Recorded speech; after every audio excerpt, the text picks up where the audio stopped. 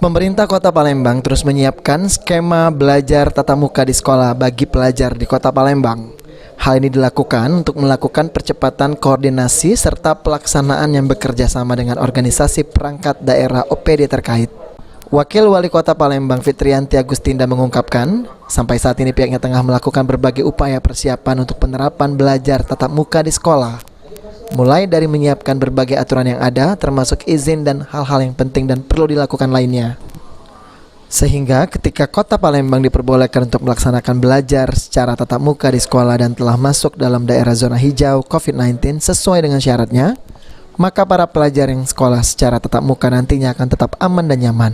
Dan juga nanti kita lihat apakah memang Kota Palembang sudah cukup persyaratan untuk melaksanakan sekolah tatap muka, terutama untuk masalah zona ya.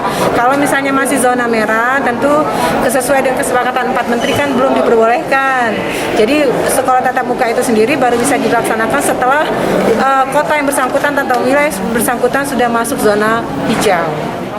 Fitri juga menegaskan dirinya akan terus memantau perkembangan kondisi zona daerah Kota Palembang, khususnya sebagai persyaratan dalam melaksanakan sekolah tatap muka. Selain itu dirinya juga mengajak setiap organisasi perangkat daerah OPD terkait dapat selalu menggencarkan terkait izin pelaksanaan sekolah tatap muka dari gugus tugas COVID-19. Okta Alfarizi, PAL TV.